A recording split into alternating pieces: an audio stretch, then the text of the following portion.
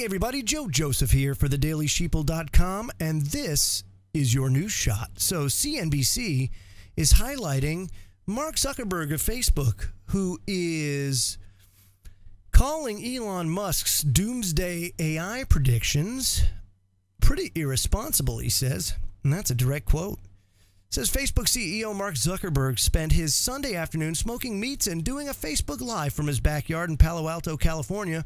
While waiting for his brisket to slow cook, he delivered an admonition to Elon Musk, his fellow Silicon Valley billionaire, and others who sound the alarm bells over artificial intelligence posing a threat to our safety and well-being.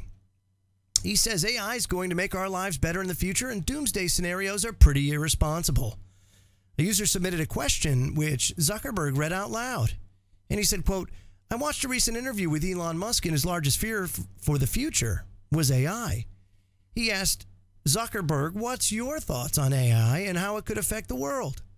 Now, earlier July, Musk, the CEO of SpaceX and Tesla, said that robots will be able to do everything better than us, which I happen to agree with. Musk also expressed dire concern over the future of sharing our existence with robots. He said, quote, "I have exposure to the most cutting-edge AI, and I think people should be very concerned by it," which I do too. AI is a fundamental risk to the existence of human civilization. Now, let me say this before I get into what Zuckerberg has to say about AI. We're not talking about AI that can police a social network, okay? That is not a threat necessarily to the existence of humankind. And that's not the threat that Musk is talking about. But this is what Mark Zuckerberg is exposed to. This is what his business model is all about.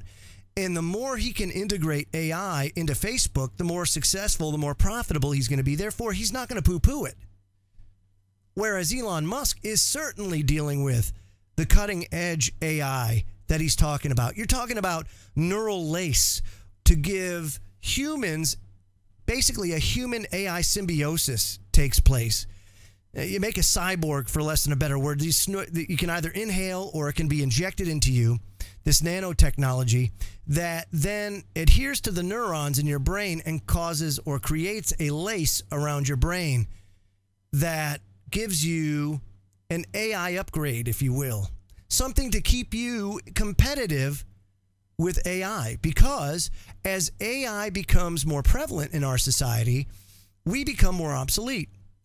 And a good example of that is the labor market, where now you're starting to see, at the very low levels, you're starting to see AI and robots take over more of the human interface that used to take place, especially in the fast food industry. Once fast food was under threat of the $15 an hour wage, well, they simply did things like what Wawa, a very successful convenience store chain down in the Southeast, has done, and that is totally revolutionized their sandwich counter. You don't go and order it from somebody. You order it at a kiosk. Now, you can't pay for it at a kiosk yet, but that's only coming. You know, that's step one.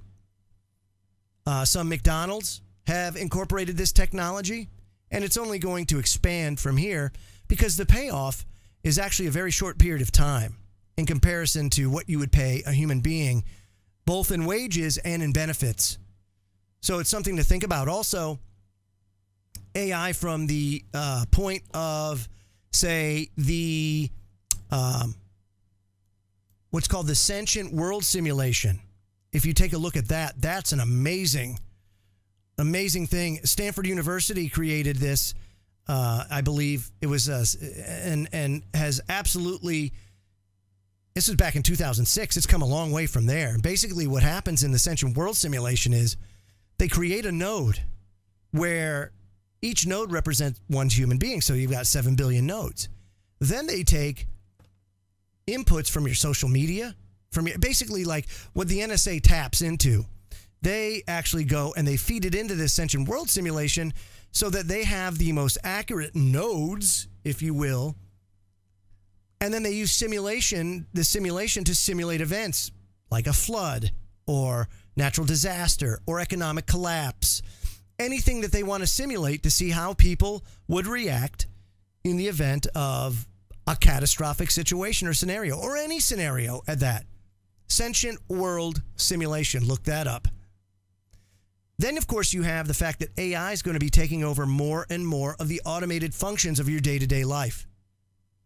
All it takes is somebody to go in there and hack it, or do something that, because remember, it's not human, right? And that's not to say that pretty soon we won't be able to hack humans. But in the meantime, I would think that it would be susceptible or vulnerable to hacking, in which case it only takes one person with ambition to go ahead and hack something that's pretty significant and cause sweeping changes, sometimes catastrophic, throughout the world. Something along the lines of, self-driving cars. We've seen that right now as it stands, without self-driving, that people can have their cars hacked, these newer cars. All of a sudden your brakes don't work. You're going to trust AI to that? Or the human that is in control of that AI? I'm just saying. And that's not that I'm a fan of self-driving. I would love to be able to read a book on my way to work or do something like that.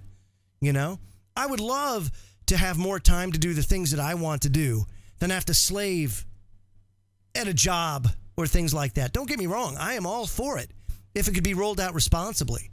I just don't have faith in humanity that it can be, because it only takes one bad egg to spoil the dozen. I'm Joe Joseph. This was thedailysheeple.com's News Shot. Feel free to comment below and visit our website at thedailysheeple.com. Have a great day.